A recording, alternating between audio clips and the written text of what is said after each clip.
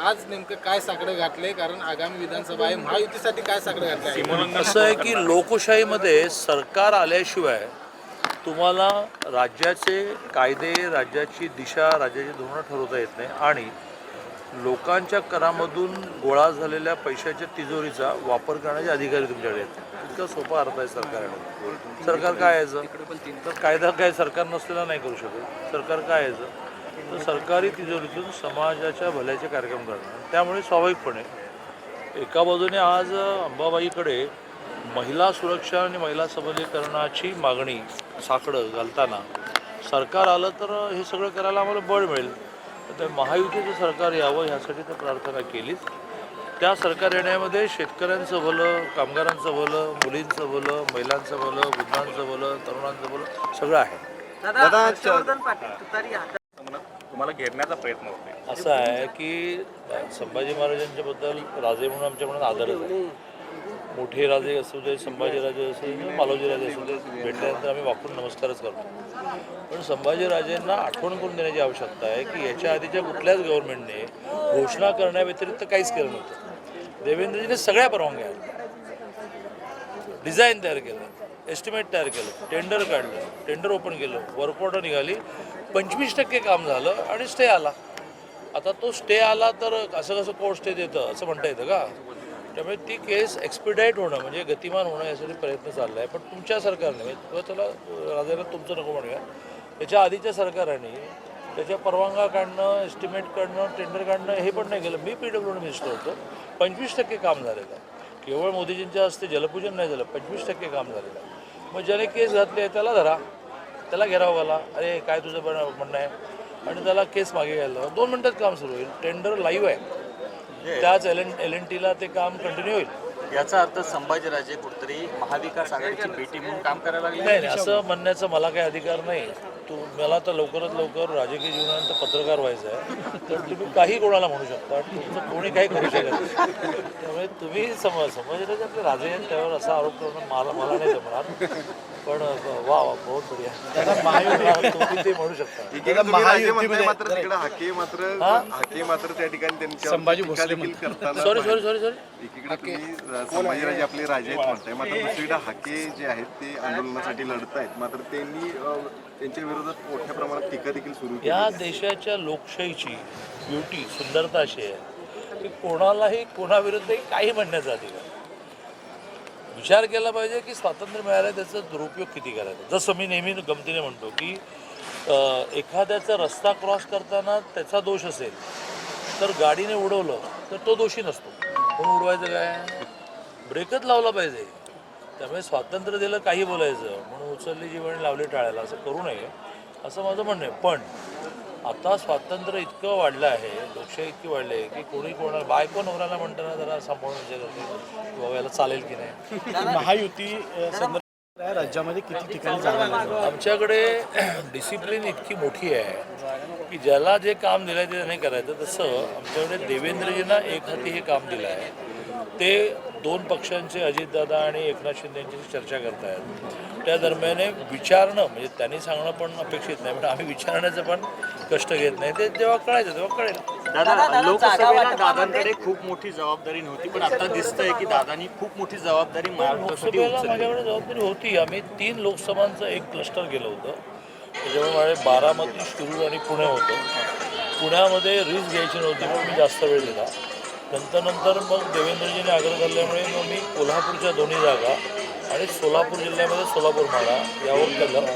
एखादा दिवस सातारा, सांगली गेलं, हे काही सोडलं नाही. पण त्यावेळेला आम्ही शिस्त अशी ठरवली होती की प्रत्येकाने आपल्याला मिळाल्या 3 लोकसभामध्ये पहिला प्रयत्न करायचा. आताही माझ्याकडे पूर्ण पश्चिम महाराष्ट्र 58 जागांचं काम मी काय आलेलं नाही आहे. एका बाजूने धनंजय मुंडे, कोल्हापूर, सांगली, सातारा, दक्षिण महाराष्ट्र. एका बाजूने केंद्रीय मंत्री मुरलीधरांना मोहोळ, पुणे शहर, पुणे जिल्हा आणि सोलापूर जिल्हा, शहर जिल्हा, असं दोघांनी ते 58 जागा वाटून घेऊन कॉन्सन्ट्रेट करायचं आहे.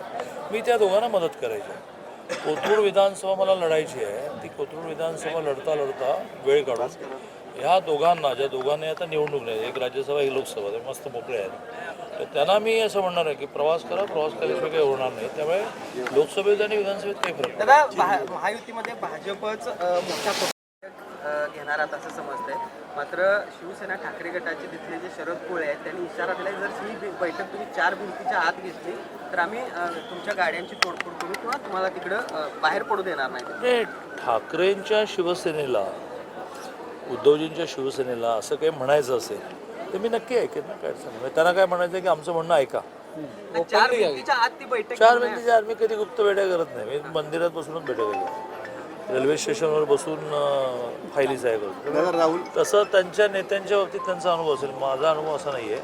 तर मी एकदा प्रशासनाकडून समजून घेईल त्यांना काय हवं आहे. नाही आम्हाला बैठकीला बोलवू, एखाद्या सरकारी बैठक असेल, बोलवता येत नसेल तर त्याच्या बैठकीच्या आधी त्यांचं ऐकू. हां, राहुल गांधी कोल्हापूर दौऱ्यावर हां, कशा पद्धतीने हा सगळा दौऱ्यावर असं आहे की कोणी कुठे जावं हा या लोकशाहीने दिलेला अधिकार आहे, पण कोणाच्या विरुद्ध निदर्शनं करावं हाही लोकशाहीने दिलेला अधिकार आहे. त्यामुळे एका बाजूने संविधान बदलणार भारतीय जनता पार्टी, नरेंद्रजी मोदी असं नॅरेशन क्रिएट करून तुम्ही थोडंसं आम्हाला बॅकफूटला नेलं, झालं तो विषय संपला. लोकांना लक्षात आलं की अरे ही दिशाभूल होती. पण तुम्ही तर जाऊन लंडनमध्ये ही प्रेस कॉन्फरन्स घेऊन मांडलं की माझं सरकार आलं तर मी आरक्षण रद्द करणार आहे. त्यामुळे इमिजिएट तर आम्ही त्यांच्याविरुद्ध खूप निदर्शनं केली. आम्ही कोल्हापूर जिल्ह्याच्या त्यांच्या प्रवासामध्ये सुद्धा जिथे जिथे शक्य आहे त्या ठिकाणी निषेध व्यक्त करू. हा आम्हाला त्यांचा काही कार्यक्रम उधळायचा नाही आहे, हा तो आमचा स्वभावही नाही आहे, पण आमचा विरोध तर आम्हाला व्यक्त करायला लागेल. त्यामुळे पोलीस प्रशासनालाही माझी सूचना आहे की तुम्हाला एकूण कायदा सुव्यवस्था म्हणून जे जे करायचं असेल ते करा, पण कोणाला डिटेन नका करू. हां, आमच्या बार मोदीजींपासून सगळ्यांसमोर निदर्शनं लोक करतात की नाही, त्यामुळे तो लोकशाहीतला अधिकार आहे. त्यामुळे राहुल गांधींना तुम्ही जे आरक्षण विरोधी स्टेटमेंट केलं त्याचा निषेध करण्याचा आम्हाला अधिकार आहे.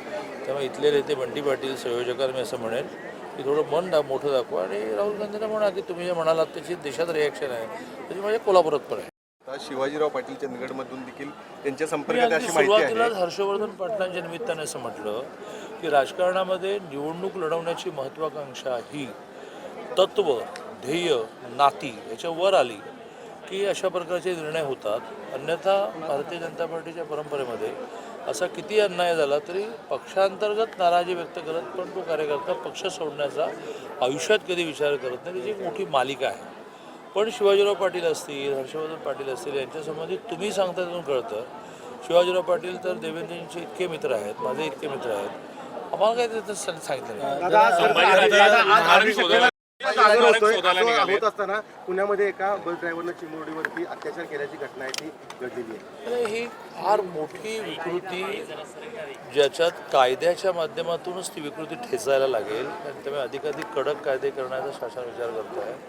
आणि भयंकर विकृती म्हणजे एका बाजूने महिलांवरचा अत्याचार, दुसऱ्या बाजूने बेदरकारपणे गाड्या चालवणं. काल माझ्या ऑफिसमधल्या एका मुलाची 2 बोटं शेवटी त्या ॲक्सिडेंटमध्ये कट करावी लागली आणि ती बेदरकारपणे गाडी चालवणाऱ्याचे कुटुंबीय काय म्हणतात, आमचे वरपर्यंत संबंध, आमचं कोण बिघडतं. पोलीस स्टेशनला इन्स्ट्रक्शन देऊन आलो आहे, पण गाड्या बेदरकारपणे चालवणं, महिलांवर अत्याचार, याच्यामध्ये खरं म्हणजे याच्यापेक्षा कडक कायदे व्हायला लागतील.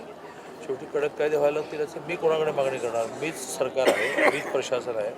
तर मी माझ्या मंत्रिमंडळाच्या बैठकीत हा आग्रह करेन की बा आपल्याला या विषयात खूप कठोर धोरणं अवलंबलं.